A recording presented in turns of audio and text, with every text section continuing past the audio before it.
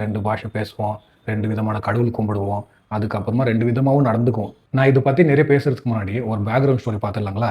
எங்க தாத்தா படிக்கல. பட் இருந்தாலும் ரொம்ப புத்திசாலியான ஆளு.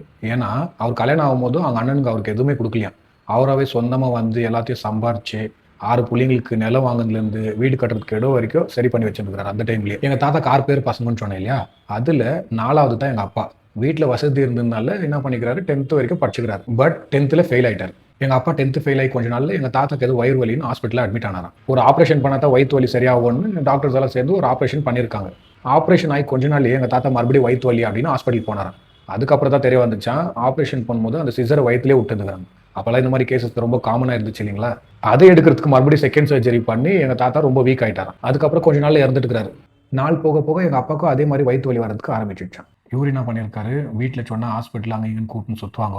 நம்ம ஹாஸ்பிட்டல் போனா உயிர் பொழைக்க மாட்டோம். நம்ம வேற எங்கன்னா போயிடலாம். அப்படி கிளம்பி வந்த ஊர் தான் பெங்களூரு. இங்க வந்து என்ன பண்ணியிருக்கிறாரு, செக்யூரிட்டி வேலைக்கு ஜாயின் பண்ணிக்கிறாரு. எங்க அம்மாவோட ஸ்டோரி டோட்டலி ஆப்போசிட்.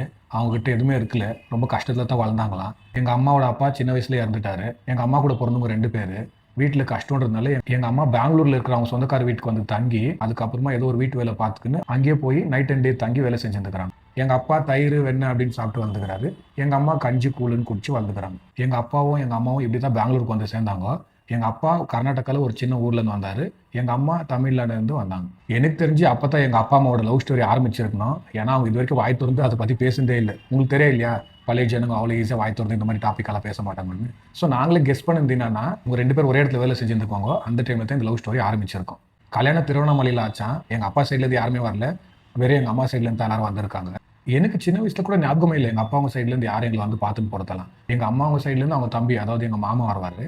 அவங்கள விட்டா எங்க அம்மாக்கு ரிலேட்டிவ்ஸ் ஒருத்தர் 2 பேர் வந்து தான் ஞாபகம். சின்ன வயசுல இருந்து எங்க வீட்டுல 2 பாஷை தான். எங்க அப்பா கன்னடால பேசுவாரு, எங்க அம்மா தமிழ்ல பேசுவோம். பாஷை ஒண்டி தான் 2. அதுக்கப்புறம் நாங்க சாப்பிடுற சாப்பாடும் கொஞ்சம் சேஞ்ச் ஆயிடுச்சு. எங்க அப்பா அவங்க சைட்ல இருந்து யாருன்னா விருந்தாளி வந்தாக்கா பாக்குற சேனல்ல இருந்து, சாப்பிடுற சாப்பாடுல இருந்து, பேசுற பாஷையில இருந்து வேறையா இருக்கும். அதே எங்க அம்மாவும் சைட்ல இருந்து வந்தாங்கன்னா இது 3மே வேறையா இருக்கும். இந்த மாதிரி எல்லாம் 2 இருக்கிறதுனால நாங்க எதுவுமே முழுசாவே கத்துக்கல. எங்க அம்மாவுங்க சைட்ல இருக்கிற சாஸ்திரம் ஆகட்டும், இல்ல எங்க அம்மாவுங்க சைட்ல கல்யாணம் எப்படி பண்றாங்க, இது எதுவுமே எங்களுக்கு சரியா தெரியாது.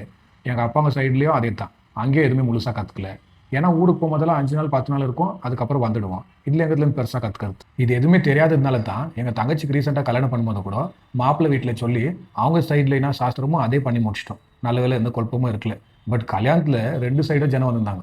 அப்பாங்க சைடும் அம்மாங்க சைடும். இதை பார்த்துட்டு வேற நிறைய பேர் கேட்டிருந்தாங்க, இவங்க கன்னடக்காரா இல்ல தமிழ்காரா என்ன ஏதுன்னு.